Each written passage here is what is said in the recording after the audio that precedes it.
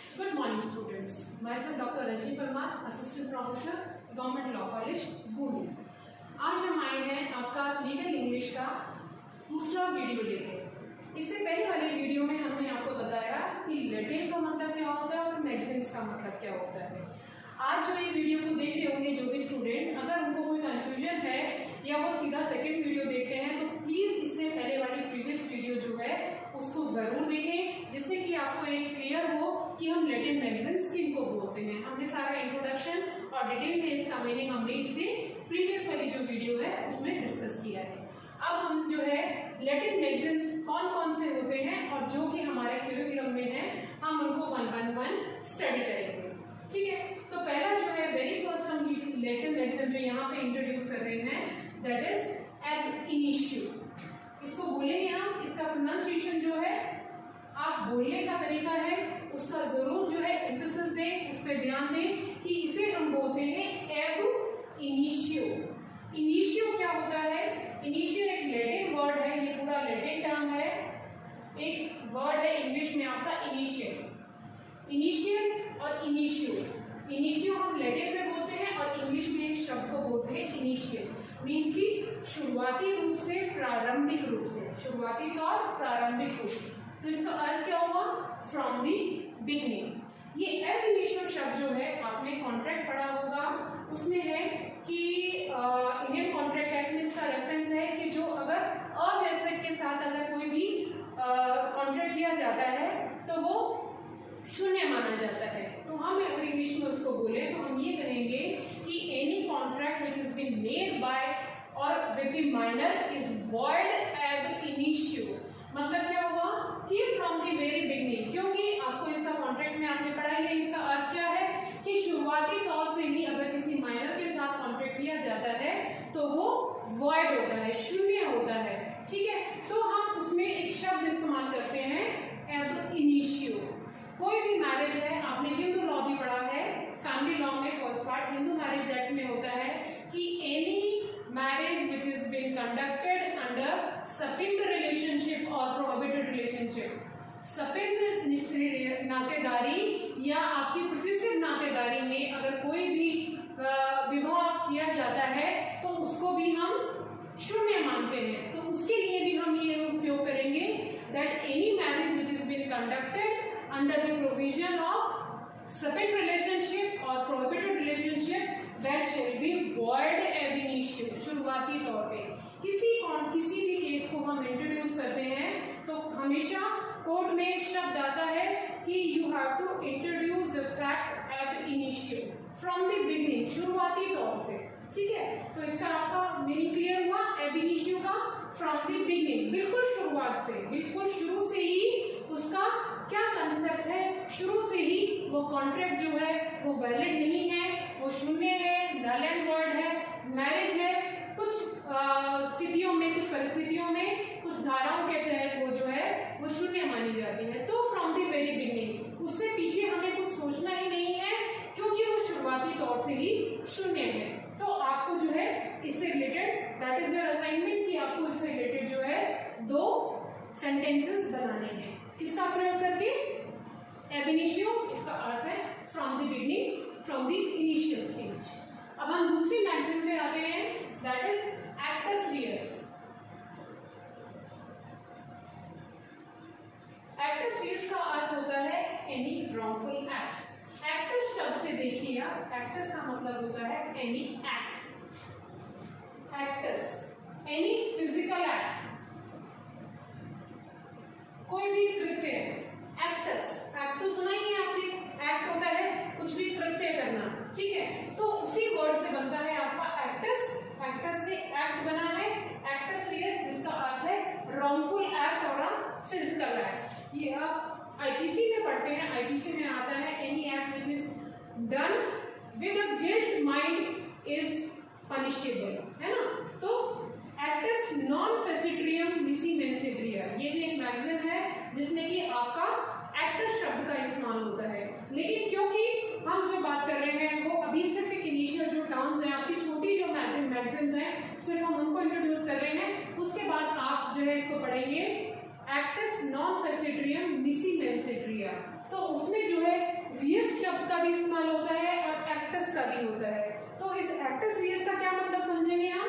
इसका मतलब होता है कोई भी व्यक्तिगत रूप से कृत्य किया गया है, फिजिकल एक्ट किया गया है, तो उस कृत्य को हम लैटिन मैक्सिम्स में या लैटिन टर्म में एक्टस रियस बोलते हैं।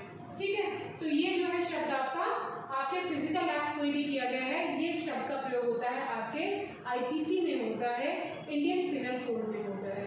अब उसके बेसिस पे कंसेप्ट आपको अगर कहीं पे भी समझने में इसमें दिक्कत आ रही है, गो थ्रू दैट सब्जेक्ट, उस सब्जेक्ट में आपको ये मैगजीन मिलेगी और आपको अर्थ जो है उसका और क्लियर हो जाएगा, क्योंकि मैंने बताया कि आईपीसी की शुरुआत में ही उसका प्रिंसिपल है दैट इज एक्टस नॉन प्रेसिडियम डिसीनेंसेट्रिया। हम उसको आगे बढ़ेंगे उस मैगजीन को। अभी आप एक्टस रियस का जो है मीनिंग क्लियर कर लीजिए दिमाग में, जिसका अर्थ होता है एनी रॉन्गफुल एक्ट और अ फिजिकल एक्ट। ठीक है, नेक्स्ट मैगजीन पे आते हैं। नेक्स्ट मैगजीन है एड लिटम। लिटम लिटिगेशन शब्द सुना होगा आपने, पब्लिक इंटरेस्ट लिटिगेशंस बोलते हैं, लिटिगेशंस।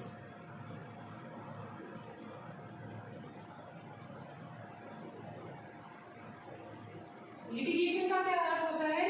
वाद। ठीक है, जिसको कि हम सूट भी बोलते हैं, केस भी बोलते हैं। ठीक है ना, तो डिफरेंट वर्ड्स इस्तेमाल होते हैं। लिटम वर्ड से डिराइव होता है लिटिगेशन। लिटिगेशन का अर्थ होता है suit, for the suit. Ad litem का अर्थ होता है फॉर दैट पर्टिकुलर सूट। जैसे कि आप इसमें हिंदू लॉ में पढ़ते हैं, गार्जियनशिप एक्ट पढ़ा होगा आपने, संरक्षक के जो है उससे रिलेटेड प्रोविजंस पढ़ी हैं। उसमें है आपका कि guardian can be appointed by the court ad litem, कि आपको पर्टिकुलर वाद के लिए भी कोई आप रिप्रेजेंटेटिव चाहिए। अगर कोई गार्जियन किसी का कोई माइनर है, उसको गार्जियन अपॉइंट कराना है, या उसका कोई माइनर तो वाद ला ही नहीं सकता है, तो किसके बिहाफ पे लाएगा? गार्जियन के बिहाफ पे लाएगा। तो कोई जो कोर्ट है उस जुरिस्डिक्शन का वो क्या करेगा? वो उस पर्टिकुलर सूट के लिए गार्जियन अपॉइंट कर देगा। तो हम उसको क्या कहेंगे? A guardian is been appointed ad litem, मतलब कि वो गार्जियनशिप उसकी केवल और केवल उस पर्टिकुलर उस वाद के लिए रहेगी, उस सूट के लिए रहेगी। उसके बाद उसकी गार्जियनशिप उस माइनर के ऊपर से खत्म हो जाएगी। तो ये एड लिटम शब्द जो है means for a particular litigation. कोई भी प्रिंसिपल अप्लाई होता है, या जैसे हमने गार्जियनशिप का एग्जांपल दिया, तो उसमें क्या होता है? केवल और केवल अभी वो उसी सूट के ऊपर अप्लाई होता है, उसी केस में होता है, तो वहां पे हम शब्द का प्रयोग करते हैं एड लिटम। इन मैगजीन्स का प्रयोग क्या होता है कि जहां पे आप कोर्ट में फाइलिंग करते हैं, ठीक है, तो उनमें इन शब्दों का इस्तेमाल होता ही है। ठीक है, आप इन शब्दों को आप for this suit, wrongful act English में ना बोल के मीन्स इसका क्या हुआ कि this is been done, it is a principle. ये मैक्सिम है, इसको आप नहीं बदल सकते। तो जहां आप मैक्सिम का प्रयोग करते हैं वहां कोर्ट बाउंड हो जाता है आपकी बात को समझने के लिए, या आप बाउंड हो जाते हैं उस कम्युनिकेशन में कि ये एक मैक्सिम है, या फिर एक ये ऐसा जो है जो डायरेक्शंस है कोर्ट की तरफ से, ऑर्डर्स हैं, जिसको कि हम बदल नहीं सकते अगर इन मैगजीन्स का प्रयोग होता है तो। ठीक है, आगे आते हैं ऑडियो अल्ट्रम पार्टर। ऑडियो शब्द आपने सुना होगा, ऑडियो है ना। ऑडियो शब्द कहां से डिराइव होता है? आपका ऑडियो शब्द से। ऑडियो मतलब कुछ भी सुनना, ऑडियो सुनने वाली चीज जो है, audio word is been derived from audio. आप जो है, क्योंकि ये शब्द जो है एक शब्द से दूसरे शब्द बनते हैं, जैसे कि आपने ऑडिटोरियम सुना होगा, जहाँ पे बैठ के आप किसी को सुनते हैं, कुछ देखते हैं। एज एन ऑडियंस है, ऑडिटोरियम है, ऑडियो है, ये सारे शब्द कहाँ से डिराइव होते हैं? ऑडी से डिराइव होते हैं। AUDI, Audi. ऑडी का अर्थ क्या हुआ? कुछ सुनने वाली बात है, कुछ सुनना है। Alteram means alternative, other thing, alternate. आप समझते हैं ना कि ऑल्टर मीन्स इसका क्या, और ऑल्टरेशन है, कोई ऑल्टरनेटिव है, कोई अन्य। ऑल्टर का मतलब होता है इसके अलावा। ठीक है, पार्टन होता है पार्टी, पार्टन का अर्थ क्या हुआ यहाँ पे? पार्टी। अल्ट्रम का अदर, अन्य, किसी अन्य पार्टी को सुनना।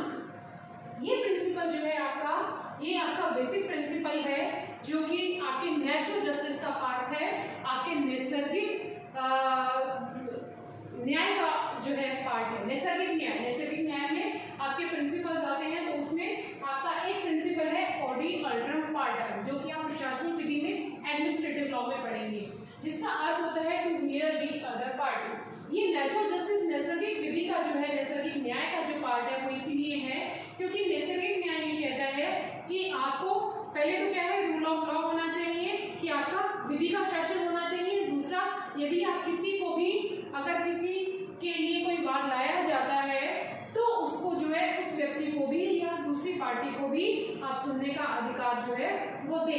ये एक तरीके का अधिकार है ऑडी अल्ट्रम पार्टम, और एक ये रूल भी है जो कि कोर्ट में अप्लाई होता है फॉर द फेयर प्रोसीजर। ठीक है, जो भी आप प्रोसीजर फॉलो कर रहे हैं उसको फेयर कैसे प्रूव करेंगे कि आपने विधि के अनुरूप जो है आपने कोई न्याय दिया है, तो आप ये कहेंगे कि आपने नेचुरल जस्टिस नैसर्गिक विधि का, नैसर्गिक न्याय का उपयोग किया है और उसमें आपने ऑडी अल्ट्रम पार्टम। हमेशा क्या सीआरपीसी की बात करते हैं या सीपीसी की बात करते हैं, you have to give the opportunity to the other party to hear. दूसरे को सुनने का अधिकार अवश्य दिया जाता है, तो उसको हम ऑडी अल्ट्रम पार्टम के प्रिंसिपल से रेगुलेट करते हैं, that is called to hear the other party, that is a principle of natural justice, right. Now will come to another maxim, that is alibi. इसको बोलेंगे एलिबाई, एलिबी नहीं बोलेंगे, alibi. Please आप इस चीज पे जरूर एम्फेसिस दें कि जो ये मैक्सिम्स हैं इनको प्रोनाउंस कैसे किया जाता है, बोला कैसे जाता है, ठीक है ना। कल को ये नहीं आए कि आपको इसका, आप प्रोनाउंसिएशन से कई बार होता है उसका अर्थ बदल जाता है या आप उसको कम्युनिकेट नहीं कर पाते हैं। So pronunciation should be proper, that is alibi. हम यहाँ पे आई बोलेंगे इसको एलिबाई। एलिबाई का अर्थ होता है plea of being somewhere else. ये एलिबाई शब्द जो है आपका, ये शब्द प्रयोग होता है आपके इंडियन एविडेंस एक्ट में। मैं हर जो भी मैक्सिम है वो कहाँ पे प्रयोग हो रही है और उसका अर्थ उसी से रिलेटेड है, तो आप ये एलिबाई शब्द जो आपको मिलेगा वो मिलेगा इंडियन एविडेंस एक्ट में, जहाँ पे कि आपको साक्ष्य देना है कि आप, अगर आपके ऊपर कोई भी किसी भी अपराध का अगर एलिगेशन लगाया जाता है, एलिज किया जाता है, तो आप क्या कहेंगे कि आप एक प्ली लेंगे कि आप वहां पे मौजूद ही नहीं थे, तो वो अपराध आप नहीं कर सकते हैं। उसको, उस साक्ष्य को प्रूव करने के लिए आप क्या करेंगे, आपका जो है एलिबाई, एलिबाई का प्रिंसिपल अप्लाई होता है, जहाँ पे आप कहेंगे कि आप, जैसे कि आपका कोई भी जो ऑफेंस हुआ है या अपराध हुआ है वो दिल्ली में हुआ है, तो आप ये प्रूव करेंगे कि मैं तो जयपुर था या मैं तो बूंदी था, क्योंकि मैं यहाँ पे ये पर्टिकुलर क्लास ले रहा था या मैं जॉब करता हूँ, मैं उस समय में दिल्ली नहीं था, तो दैट इज कॉल्ड प्ली। आप एक एक्सक्यूज लेते हैं, प्ली इज एन एक्सक्यूज, एक आप वहाँ पे रिक्वेस्ट करते हैं कोर्ट के सामने, जिसमें ये कहते हैं कि आप जो है, जहाँ पे आपके लिए आप एलिगेशन लगाया जा रहा है, जिस जगह पे आपकी मौजूदगी बताई जा रही है, आप वहाँ पे मौजूद थे ही नहीं। You are present somewhere else means absence of a person in a particular place, कि आप उस जगह मौजूद थे ही नहीं, तो उसको हम बोलेंगे एलिबाई, ठीक है, एलिबाई बोलेंगे इसको। Next will move to amicus curiae. Amicus word का मतलब होता है फ्रेंडली, एमिकेबल एनवायरनमेंट, है ना। आप जो है एमिकस वर्ड जो है इससे डिराइव होता है एमिकेबल, एमिकेबल बोलते हैं फ्रेंडली एनवायरनमेंट जिसमें कि आप सर्वाइव कर सकते हैं। The things are amicable to you, environment is amicable, the college environment is amicable. तो एमिकेबल क्या होता है, फ्रेंडली एनवायरनमेंट है, कंजीनियल एनवायरनमेंट है, जहाँ पे कि आप सर्वाइव कर सकते हैं। तो एमिकस होता है फ्रेंडली, क्यूरे का मतलब होता है कोर्ट। फ्रेंडली, क्यूरे का मतलब कोर्ट। आप कहीं पे भी अगर इनको अलग अलग इन शब्दों का भी इस्तेमाल करेंगे तो आप पाएंगे कि क्यूरे का मतलब कोर्ट ही रहेगा, एमिकस का मतलब फ्रेंडली रहेगा। जैसे मैंने आपको एग्जांपल दिया एमिकेबल का, तो ये वर्ड जो है वो इंग्लिश में इन्हीं शब्दों से डिराइव होते हैं, एक शब्द दूसरे शब्द से जुड़ा होता है। एमिकस क्यूरे का मतलब है फ्रेंड ऑफ द कोर्ट। कोई भी चीज जो है, जैसे कि आप कहते हैं कि लॉयर्स हैं, एडवोकेट्स हैं, they are friendly to the court, ठीक है। वो जो है, आप कोई भी निर्णय लेते हैं या कोई भी चीज जो है या कोई को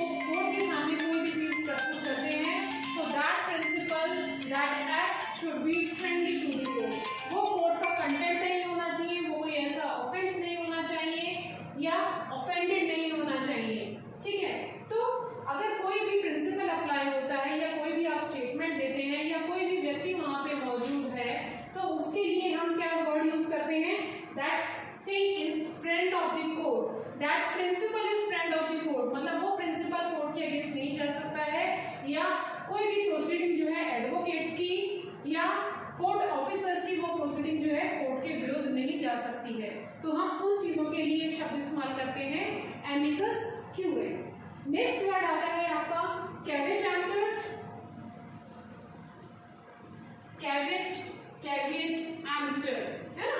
कैवेट एम्प्टर जो होता है, ये शब्द आपका इस्तेमाल होता है कंज्यूमर प्रोटेक्शन एक्ट में, जहां पे कि इसका अर्थ होता है लेट दी बायर और परचेजर बीवेयर। इसका अर्थ है कि आपको जो है, जब आपको ये कंज्यूमर प्रोटेक्शन एक्ट पढ़ाया जाएगा, जो कि टॉट का एक पार्ट है, एक यूनिट है आपका लॉ ऑफ टॉट्स का, उसमें कहा जाता है कि आप एक कंज्यूमर, एज ए कंज्यूमर ये चीज आप जानते होंगे कि आपको लिखकर बताया जाता है कि बायर और purchaser should be beware while purchasing anything. तो आपको खुद जो है उन चीजों को अवेयर होना चाहिए, ठीक है। ये आपके लिए एक डायरेक्शंस है कंज्यूमर प्रोटेक्शन एक्ट की तरफ से कि आप ये कहें कि आपने कोई चीज परचेज की है तो उसमें ये कमी है, आपको खुद भी कॉन्शियस होना चाहिए था कि आप उसको देखभाल के खरीदे, उस चीज का बिल लें, आप कोई ऑथेंटिक चीज खरीदे, कोई नकली चीज नहीं हो, कोई डुप्लीकेट चीज नहीं हो, पैकिंग उसका खुला नहीं हो। वेरियस डायरेक्शंस आ गए। सो उन डायरेक्शंस के लिए आप कहते हैं कि कंज्यूमर, परचेजर और अ बायर, जो व्यक्ति उसको खरीद रहा है, उसके की आप क्या ड्यूटी है कि वो खुद भी इस चीज के लिए अवेयर रहे कि उसने जो प्रोडक्ट खरीदा है वो प्रॉपर पैकिंग में है, वो कोई कॉपी नहीं है, डुप्लीकेट नहीं है, नकली नहीं है, या कोई भी उसमें अडल्ट्रेटेड कोई चीज नहीं है, ठीक है। तो उस प्रिंसिपल के लिए वर्ड यूज होता है आपका कैवेट एम्प्टर। ये आप कंज्यूमर प्रोटेक्शन एक्ट में पढ़ेंगे। That is a principle and that is a cardinal principle of consumer protection act. Consumer protection में ये प्रिंसिपल जो है वो बहुत ही उसमें यूज होता है कि आप जो है, आप एज ए कंज्यूमर आप कोर्ट में केस फाइल कर सकते हैं, परंतु आपके भी कुछ जो है कर्तव्य बनते हैं कि आप कोई भी वस्तु अगर परचेज करते हैं, कोई भी चीज परचेज करते हैं, तो आपकी कितनी अवेयरनेस है, तो वो जो जज किया जाता है वो चीज आपकी बियॉन्ड अवेयरनेस की जाती है कि आप तो अवेयर थे, उसके बावजूद भी आपके साथ जो है वो गलत चीज आपको दी गई, या फिर आपको जो है जो सेलर था उसने आपको जो है सही चीज नहीं प्रस्तुत करी, ठीक है। देखा कुछ और था, दिखाया कुछ और, आपने खरीदा कुछ और, उसने पैकिंग कुछ और किया। उन सिचुएशंस में एज अ कंज्यूमर आप कोर्ट में केस फाइल कर सकते हैं, लेकिन कहीं ना कहीं ये जरूर देखा जाएगा, because it's a cardinal principle, कि आप खरीदते समय कितने अवेयर थे, आपने उसका बिल लिया या आपने चीज देखभाल के ली, या उसको उसकी फिजिकल प्रॉपर्टीज को या एक्सपायरी डेट को आपने अच्छे से देखा या नहीं देखा। तो इसके लिए हम प्रिंसिपल बोलते हैं कैवेट emptor. Yes, so this is for today, and rest of the will continue in the next video. We'll continue with the rest of the Latin maxims. Thank you so much. Bye. We'll meet in the next video. Thank you.